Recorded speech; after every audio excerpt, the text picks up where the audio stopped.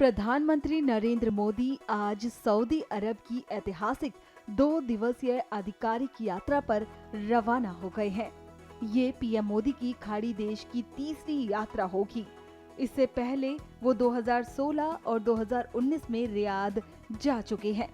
ये दौरा भारत और सऊदी अरब के बीच गहराते रणनीतिक संबंधों को दर्शा रहा है।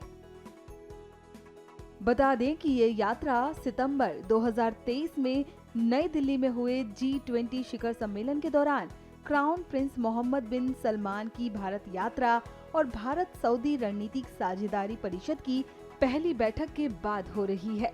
इस दौरे में क्या कुछ खास होने वाला है, सुनिए।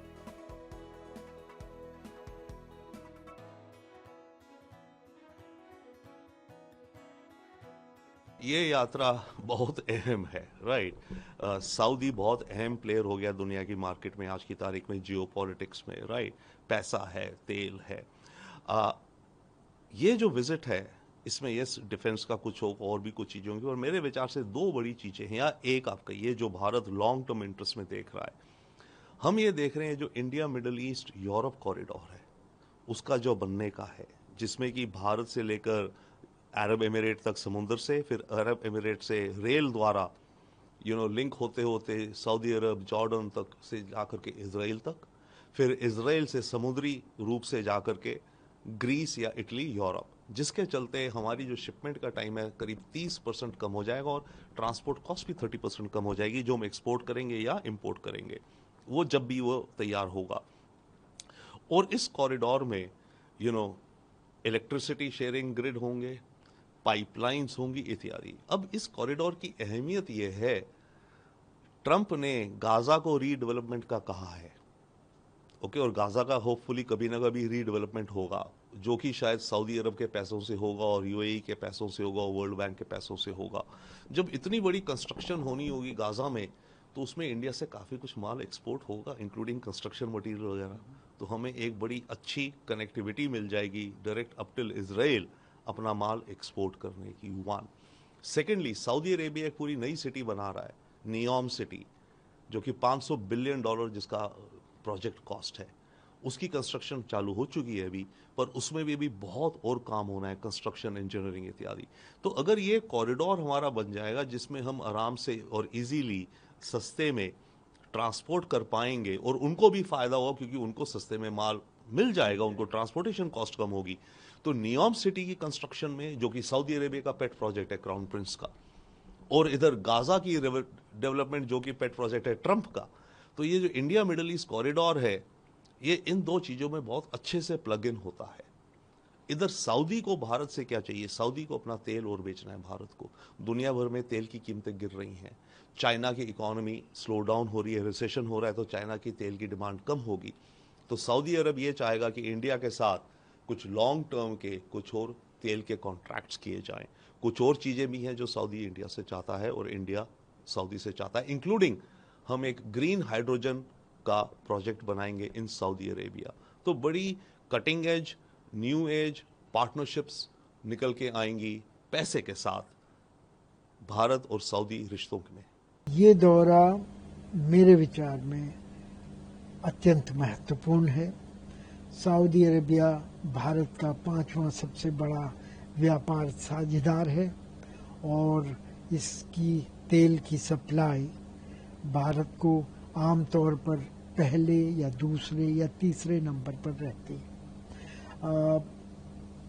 फिलहाल ये देश हमारे लिए महत्वपूर्ण है क्योंकि वहाँ पर 29 लाख के आसपास भारतीय रहते हैं और काम करते हैं, और उनकी रेमिटेंसेस से भारत में उससे कई गुना लोगों का भला होता है। तो उनका वहाँ रहना और उनकी रेमिटेंसों को भारत में अपने परिवारों को भेजना महत्वपूर्ण है। इस समय 2 विषयों को लेकर के ये परिप्रेक्ष्य यात्रा का और भी महत्वपूर्ण होता है।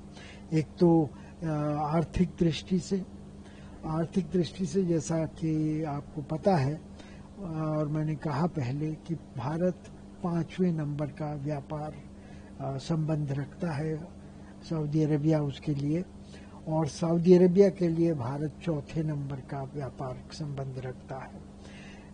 इन संबंधों को और बढ़ाए जाने की आवश्यकता है। खासतौर पे भारत का व्यापार संतुलन सऊदी अरब के फेवर में है और भारत को तकरीबन 30 या 20 बिलियन डॉलर का घाटा व्यापार में सऊदी अरब के साथ होता है। तो भारत चाहेगा कि सऊदी अरब भारत से और ज़्यादा चीज़ों का आयात करे।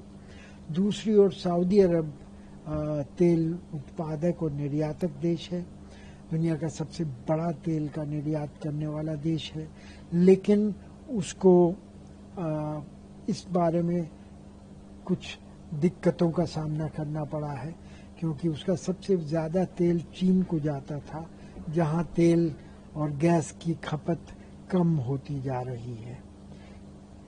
तो दूसरे नंबर पर भारत है, जहां पर कि तेल की खपत काफ़ी बढ़ रही है। तो सऊदी अरेबिया ये चाहेगा कि भारत का जो बढ़ता हुआ तेल का आयात है उसमें उसका अनुपात बढ़े, और इसके लिए मेरे विचार में सऊदी अरब एक आक्रामक रणनीति का इस्तेमाल कर सकता है, जिसमें कि दाम में कंसेशन देना और दूसरी ओर भारत में तेल शोधक कारखानों वगैरह में निवेश करना, ताकि वो सऊदी अरब से ही तेल खरीदें।